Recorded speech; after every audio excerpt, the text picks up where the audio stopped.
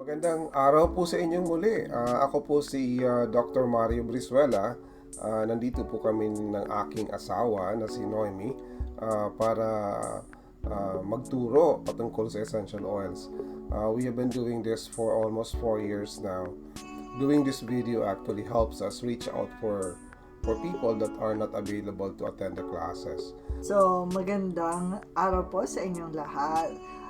It's a joy para sa amin, para makapagbahagi sa inyo ng mga natutunan namin sa paggamit ng essential oils. It has been about 4 years. Una ko pong Actually, mag 4 years na tayo sa January 29. Yes, that's diba? true. Oo. Yan yung unang-unang araw. Kasi nung una po, I was exposed with the use of this sa mga pasyente ko dahil ako po ay nagtatrabaho as a nurse sa isang long-term care facility dito sa New Jersey. And sa mga pasyente po namin na may dementia at nagkakaroon sila ng irritability o kaya sabihin mo medyo nagwa-wonder sila at gusto namin silang medyo kumalma. So, ginagamit namin yung essential oil na lavender to help them calm down. So, pinapahid lang namin sa kanila o kaya dinidiffuse namin dun sa kwarto at nakakatulong to para talagang umupo sila at tumahimik. Akala ko nun sa mga pasyente ko lang pwedeng gamitin essential oils until our friend Teresa had introduced it to us na pwede namin siyang gamitin sa aming mga personal na buhay. And that's where it all started, that I became to be aware of it. How about you? Ano naging first initial concept mo about essential oils? Actually, never in my imagination. Never heard about it. It wasn't part of our medical training. And nung una kong marinig yan sa inyo between you and Teresa talking about it, na-intriga din ako. Sabi ko, ano kaya essential oils na yan? And but then again, syempre, with all my biases and skepticism, hindi ako naging interested. And it took me a while. Kung bibilangin ko po yung mga buwan, almost 2 years. Almost 2 years since the very first time na nag-start tayo or nag-start kong marinig. Then until that time, umupo talaga ako para makinig. So, of course, syempre, nahiya naman ako dun sa kaibigan namin na hindi pakinggan yung kanyang ipipresent sa amin. So, I finally gave in January 29, it was a Saturday. And then I wasn't really expecting any result. Kasi just to make sure na mapagbigyan, hindi magalit, etc. That was basically my purpose for listening. And until after 2 hours or 3 hours, and kasi I've been struggling with a lot of health conditions. And kasama dyan yung mga back pain, mga rayuma-rayuma, hypertension, even my endocrine function ay marami na rin problema. So, sabi ko nga, as a doctor, syempre, alam mo na magkakasakit ka in the end, during the end of your life. And I was really expecting things to happen that way. Kaya lang sabi ko, at the age of 50, I wasn't expecting it to be setting in too early. But then again, sabi ko, kung ganun talaga eh. So, yun ang aking attitude. So, yun. So, kung isipin natin, gaya nung nabanggit mo, we have come to struggle sa mga kalusugan natin. And because of that, it is very important.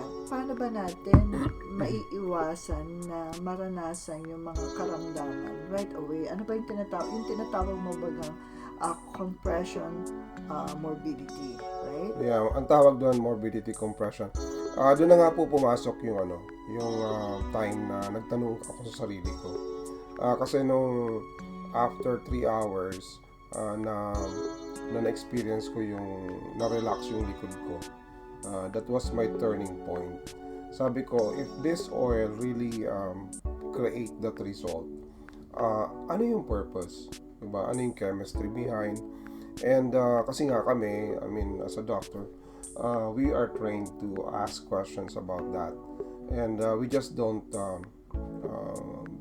we are not contented na iinom ka ng isang gamot without understanding kung saan pumupunta yung gamot na yon at anong ginagawa sa katawan mo. So that's, and of course long term, pati yung mga side effects. we really have to understand it full spectrum. Mhm. And that's very normal sa mga medical doctors and even nurses need to know that. So, until I stumbled doon sa isang theory ni Dr. James Fries, ang tawag doon morbidity compression. And yung morbidity compression, ang ibig sabihin, it's a term that means we are able to reduce the length of time that a person spends sick or disabled. Ibig sabihin, if you do the right thing, if you take the right food, if you get to have that exercise and develop a wellness lifestyle, mas mapapaiksi yung mga panahon na magkakasakit ka until you die. So, all the rest of your life will be spent na may quality. And then, towards the end, pag nagkaroon ka na ng sakit, then you are ready to really transition towards the next life. So, yan yung morbidity compression. And nung na-encounter ko yon, sabi ko, this makes sense. Kasi napaka-importante na we enjoy living. Diba? And all of us deserves that. Walang exception to the rule. Na ikaw magkasakit ka ng maaga and then the rest of your years is being spent miserably. Yeah. Diba? I think that's the basic idea here. That's why we are doing this advocacy. For you guys to know na hindi dapat ang attitude natin porke meron tayong lahing diabetes, parang may death sentence ka na mamamatay kang may diabetes. No, it's not.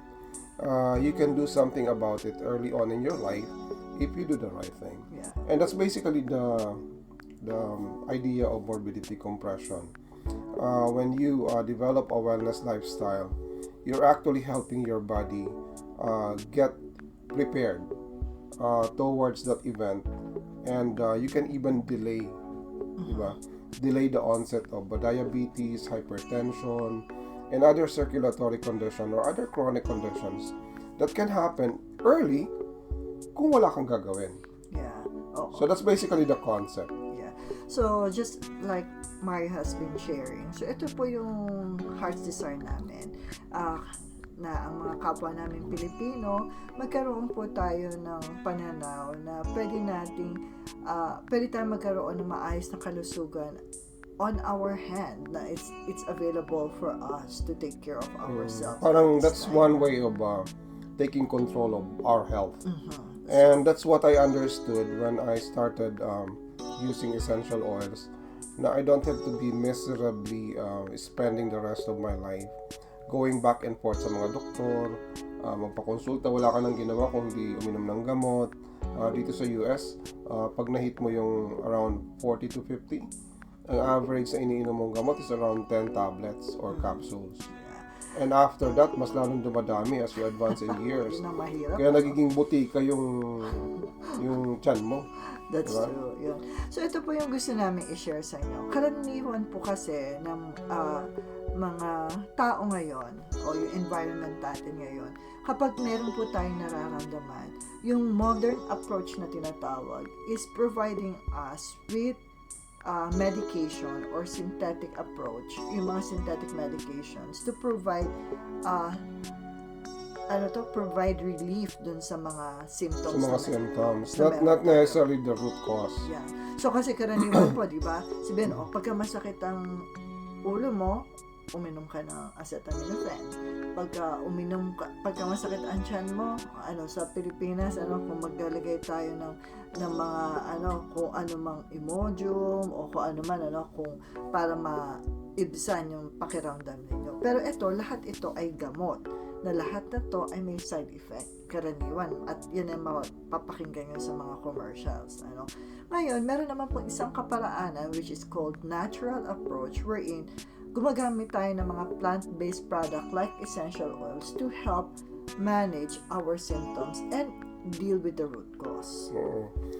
During our lifespan, yung ating from birth to death, there has been a lot of studies that proves na every year that we celebrate our birthday, our body function is being reduced by a certain percent. Matter of fact, I think that study showed na 0.5% ang reduction.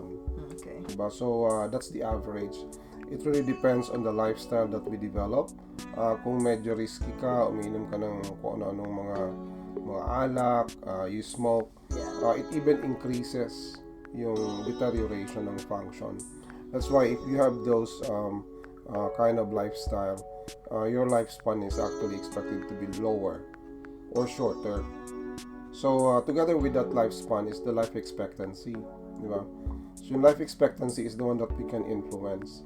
Kasi yung lifespan is predefined na yan. But the point there is, when we are subscribing to all of this synthetic medication, it can either enhance or develop a wellness lifestyle, or it can even help or it can facilitate yung deterioration ng ating body. So it's very important for you guys, for us, all of us to understand that it's up to us.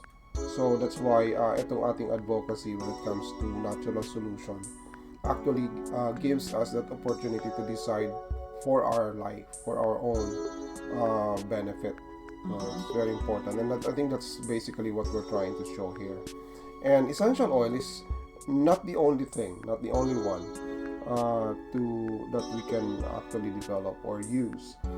There's a whole lot of things that we can develop, including eating the right food, right, and developing exercise routines that are age appropriate, managing our stress, and all of this can be influenced by the use of oils and other modalities. So we are here to show it to them. But at this point, gusto ko munang ipakita sa kanila kung ano yung essential oils. So please watch this video. There are no wasted efforts in nature. The fragrance of a flower, the smell of an orange, or the scent of a pine tree all serve specific purposes vital to a plant's survival. What our senses perceive as fragrances or scents are actually volatile aromatic compounds, tiny organic molecules that serve a variety of protective, reproductive, and regenerative purposes.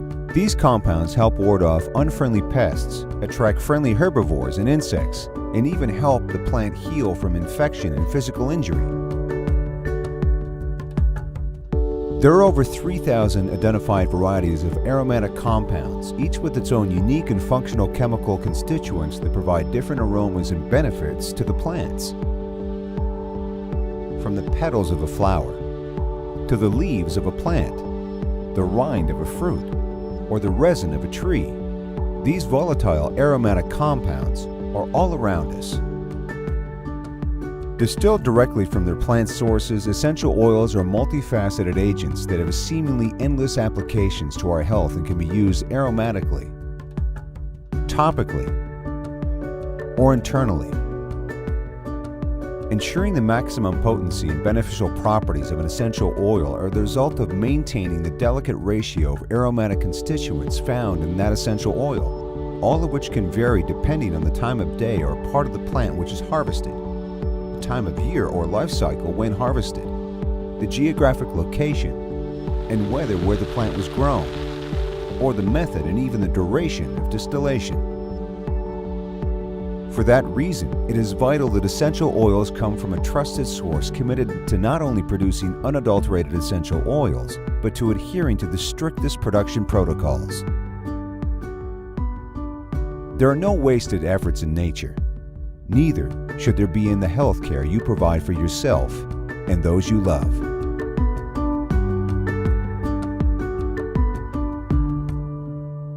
Okay, maraming salamat po sa pagpapanood ng video na yan. And at this point, gusto kong i-share natin sa kanila very important understanding that we need to get from using essential oils. The first one, I think you can talk about. Okay, the first one is to understand na yung essential oil are all natural and safe. Bakit po? Kasi ang essential oil is coming from plants, just like what we have watched in the video. It can be coming from the leaves or sa peel ng skin ng fruit, ano. So lahat ng halaman ang ginagamit sa pag-create natin ng essential oil. And because plant-based ito, kapag tinake natin, it is in coordination, kumbaga compatible sa ating pangangatawan. Kasi nga hindi synthetic. Ang tawag ng mga experts yan, biologically compatible. Okay. Para yung katawan natin plus all these plant-based products, including essential oils, don't have to struggle for compatibility. So they are directly associated, kumbaga. So when the body sees the oils, it embraces it as itself. Yes. Parang hindi siya foreign. Hindi siya foreign. Versus doon sa mga synthetic medication that are synthetically made. So it's very foreign, so there's a lot of adverse events or side effects na pwedeng ma-experience ng tao. Yeah. So, meron pa pong isang bagay na maalala natin with doTERRA essential oils, that they are considered to be certified pure therapeutic grade. So ito pong mga oils na to has been tested not just by the company itself, but there is a third party tester that checks out the purity of the oil. So kaya ma-assure natin na yung bawat essential oil na ginagamit natin, kapag sinabi nating lemon, it's really a pure lemon. And I think that's where doTERRA really makes a defining moment. Kasi nga, doTERRA makes sure that all the products that they release are pure and free from harmful chemicals. Yeah. doTERRA makes sure that when products are out in the market, like meaning ready for use, they are free from any harmful chemicals. Yes, that's right. For example na lang, yung peppermint, okay? So, kapag kainamoy natin yung just one drop, okay, in our palm, so, ito po, no? So, kapag we put one drop in our palm, so just one drop of this or one bottle of this is about 50 to 70 times more powerful, okay, than the regular herb na natin. Diba, sanay naman tayo sa mga peppermint na mga herbs. Okay. But if you use a drop of peppermint, it's 50 to 70 times stronger. That's why the purity of it, especially the doTERRA product, can be assured. I'm smelling peppermint right now. So, siguro kung napansin nyo, dahan-dahan ko po siyang inaamoy. Kasi ang peppermint po is a very strong minty flavor na kapag ikainamoy po natin, it would clear out our sinuses. You know? So, try to breathe it in for about 20 seconds, 15-20 seconds, and it will help clear your sinuses. Okay. So, that's how it is. And the first thing that you have to know that all doTERRA products are natural. It's free from any impurities, and the company makes sure that it's happening every time. And of course, the next one is its effectiveness. Okay. We know that when the oils, which is lipid, sees the membrane or the cell, it easily gets into the cell, right? And that's where the difference is, because that's in biological compatibility. And when you talk about essential oils getting into the cell, once it gets into the cell, it's supporting all the cellular function. That's right. So that's why it's very effective, because and sometimes the results can be instant, right? So kung matutulog ka na, amoy ka lang ng lavender, in just a few probably minutes, bigla ka na lang na makakatulog na. Maantokin ka So antokin ka na, so it brings down the system of your body, and it's very important for us to really observe that happening every time we use essential oils. Yeah. Kaya sinabi mong kunyari sa pagtulog mo, kaya maisip mo, kung ikaw yung isang tao na nahihirapan ka matulog, napaka-affordable lang ng essential oil.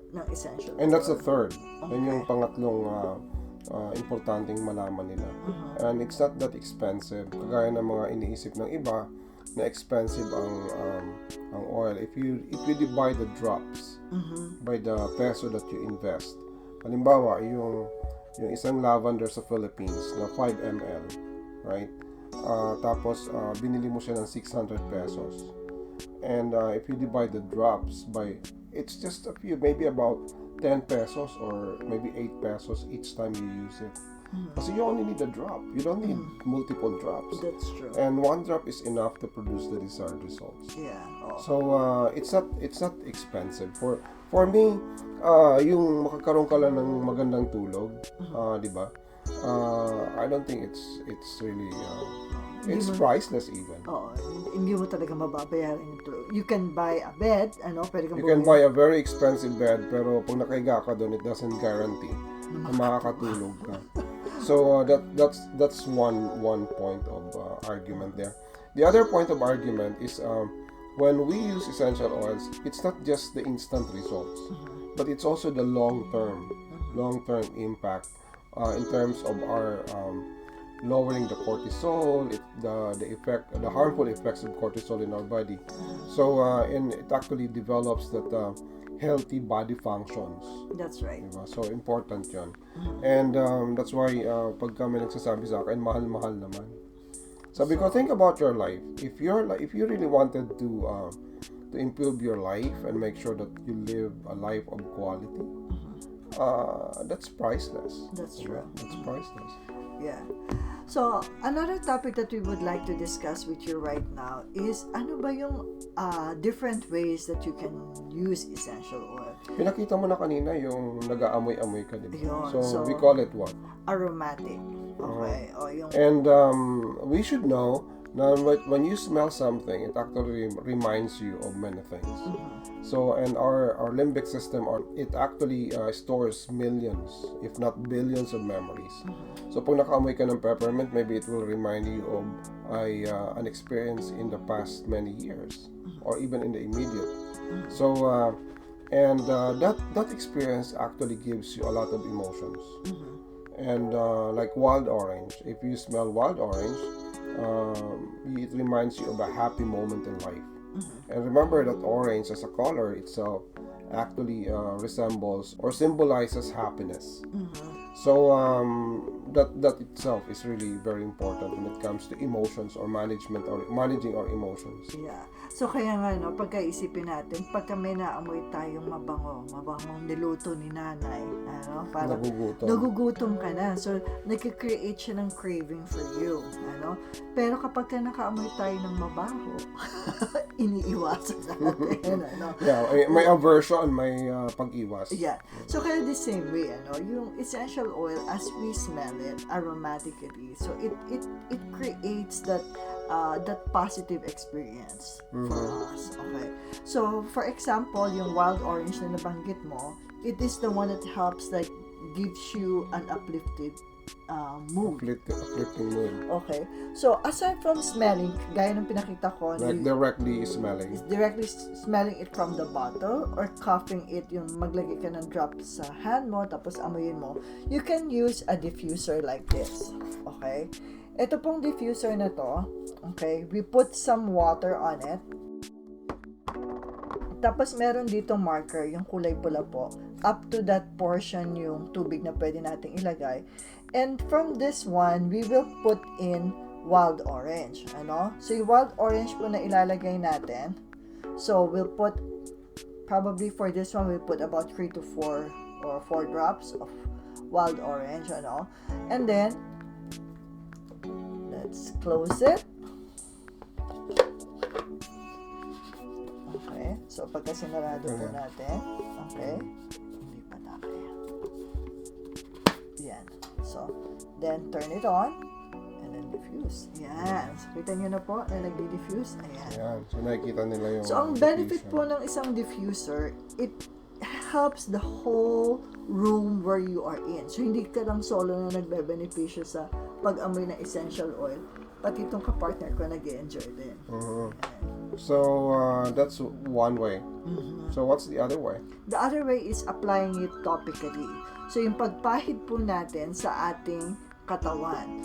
So, example, sa mga tao po na may mga joint pain, it's very good to apply like the deep blue oil. Dapat po, itong deep blue, lagyan po natin siya ng fractionated coconut oil.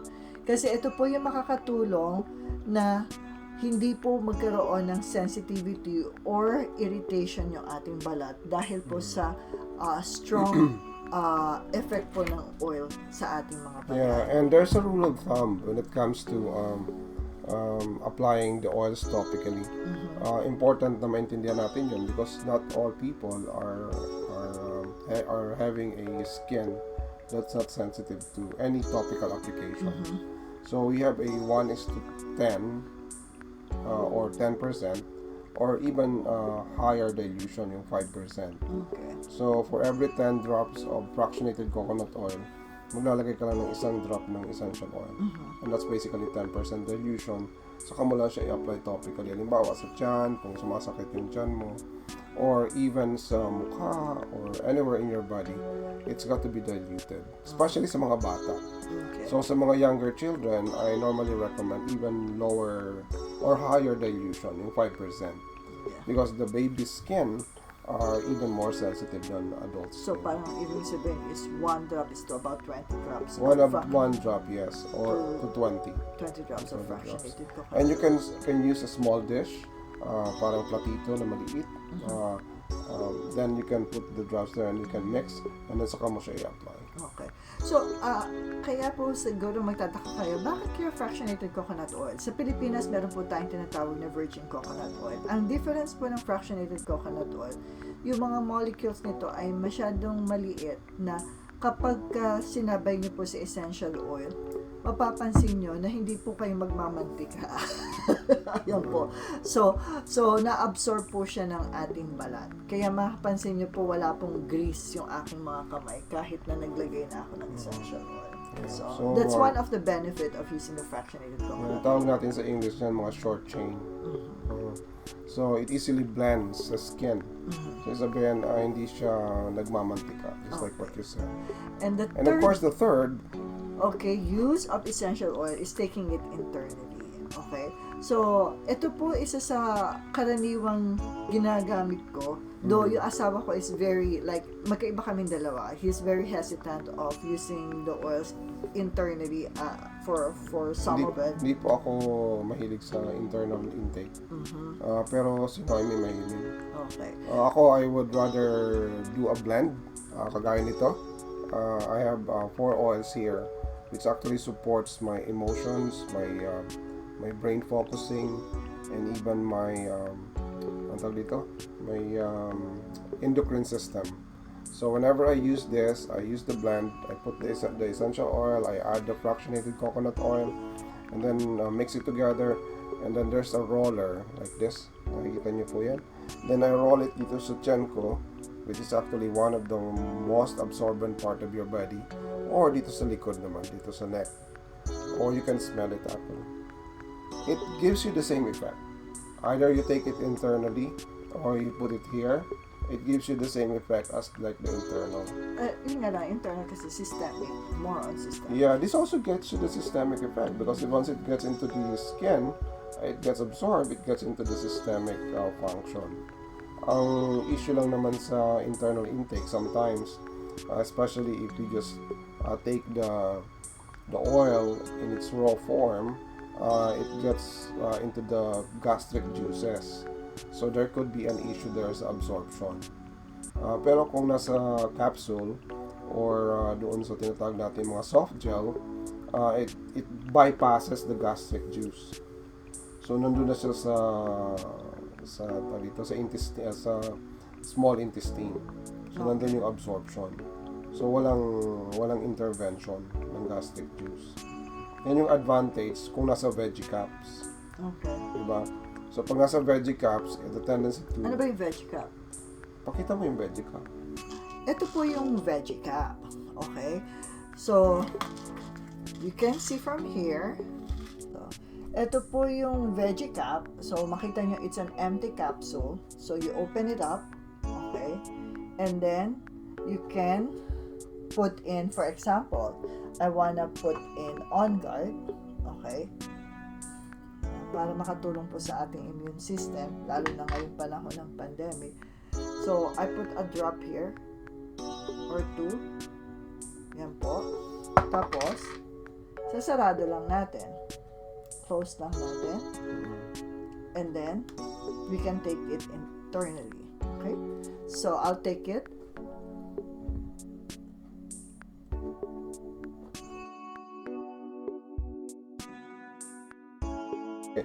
is recommended that every time you take the oils on the veggie caps, you have to take 1 full glass of water, like 8 ounces. The reason for that is you want to push the veggie caps down to the lower part of your gastrointestinal system, which is the small intestine. Kasi nga, pag nandun siya sa stomach, that's where the gastric juices can act on it, so the absorption can be very minimal. So that's the reason why. Okay. And okay. So the other way, internal intake. oh yeah. So the other way is if you want it to be part of your tea, okay? So dapat po ang gamit natin ay glass or ceramic, ano? And then So walang plastic. Walang plastic po kasi po pwede po mag-corrode yung plastic. So once we use a glass, dapat po unahin po muna natin ipatak ang oil. For example, itong lemon, okay? Uunahin po natin ipatak yung lemon dito sa baso. So ipapatak po natin sa empty glass. 1 drop to 2 drops, okay? So lagyan po natin full. Okay? Para po yung oil ay mag-disperse. Okay? Kasi kapag inuna po natin yung tubig, syempre mahirap sabay ang tubig at langis. Diba? Tubig at langis. Yeah. So, syempre, hindi naghahalo yan. And the only way na pwede ninyong mapakinabangan yung oil ng maayos is unahin muna yung oil and then saka yung tubig. Otherwise, kung nauna yung tubig tsaka yung oil magstay sa top. Tapos, pag ininom ninyo, mag-stick yung oil dito sa lips. And it could be a burning experience. Diba? So, kaya po ito, pwede nyo na po siyang inumin. So, mas maghahalo yung dalawa. Okay, so that's internal intake. Yes, that's right. Okay, and now, isa sa pinaka-common question is, how do you start? Paano ba tayo nag-start sa paggamit ng essential oil? Of course, Maliban sa, syempre, makikinig ka sa lesson, then you have to make a decision. Kasi after experiencing the oil, or napadala kayo ng sample, and you want to seriously consider being a user of the oils, this is how you start. Paki-share mo sa kanila. Okay. So, maganda pong pag-isipan natin, ano po ba yung mga nararamdaman natin na mga problema natin sa ating kalusugan na pwede nating ma-address through the use of essential oils. Siguro, either dalawa. Ano ba yung mga pakiramdam ninyo na gusto nyo maibsan? O kaya yung mga pakiramdam... Ang lalim, maibsan. Oo. O kaya yung mga pakiramdam nyo na nais nyo pang maging mas maging malakas o mas maging energetic kayo. O kaya gusto nyo naman mas makatulog kayo ng maayos, di ba? O kaya... So that means na on your end, sa inyo pong part, kinakailangan i-identify ninyo kung ano yung inyong priority health issues. Diba? So, yung priority health issues ninyo will make you decide kung anong oil ang kinakailangan ninyong kuhanin. There are two ways to do that. Either you tawag sa restaurant parang a la carte. Diba? Pag a la carte, ibig sabihin mamimili lang kayo ng oil and then you get to buy it. So, by doing that, may tinatawag tayong enrollment fee. Diba? And yung enrollment fee ngayon ay 1,500 pesos. And then you can just buy the oils. Or, the other way of doing that is... Ang advantage kasi, kapag ka-member ka and you pay the 1,500, you get 20% off. Now you 25%. 25% off. That is a wholesale price of all the oils. So, merong discounts. Every time na bibili kayo for 12 months. Okay. And of course, the other way of doing that is buying a kit. Ang kit naman po ay meron 10 oils na magiging discussion natin sa part 2. Okay. Diba? Sa Philippines, merong tinatawag na mga enrollment kits. Ganon din sa US actually, or anywhere in the globe. And this has 10 oils that basically replaces the medicine cabinet. Parang babaguhin natin yung lifestyle, hindi ka na nakadepend sa paracetamol na yan, sa Imodium. So, instead of using all of those home remedies na nakasanayan natin, we will be using essential oils to help us go through the different challenges that we face every day. So, yung mga kits, of course, pag-uusapan natin yan sa part 2. Okay, so doon po tayo mag-uumpisa where we really wanted to start with the use of essential oils. Number 1, is you have to identify kung ano yung major or 3 major health issues na inyo pong kinakaharap or ina-anticipate na pwede ninyong harapin sa future or sa mga susunod na buwan or even years, so as you can prevent that or delay it from happening to you. So that's one way of looking at it. So by doing that, then you can choose kung ano yung essential oil. And the other thing is we also accept wellness consultation, right? So if you think that medyo malabo pa or hindi nyo naintindihan kung anong gagawin ninyo, reach out to us anytime. Actually, you can post or you can drop a comment sa comment section, and then we will reach out to you. Just send us your email or even your phone number. If you're in the US, we'll call you, or even if in the Philippines, we can still call you via Facebook Messenger or even Viber. So, yung email po, ipopost namin dito. You can email us and we can reach out to you after that. So, that's one way of doing that. Or even our website is available. Or you can go to our website para magkaroon tayo ng mas malinaw na direction when it comes to how to use essential oils effectively and safely. Diba? So, of course, maraming salamat sa inyo pong pagsama sa amin dito sa part 1. And we anticipate na susundan po ninyo kami sa part 2, in which pag-uusapan namin dito natin doon or dito, paano ba yan? Pag-uusapan natin yung 10 essential oils na pwede nyong i-consider na gamitin in order for you to be able to develop that wellness lifestyle that we wanted for all of us.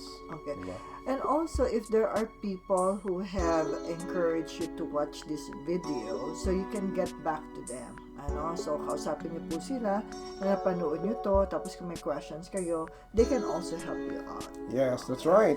Kung may nag-forward sa inyo nito, na video na to, reach out to them. And they will be able to help you. Okay? So, maraming salamat po.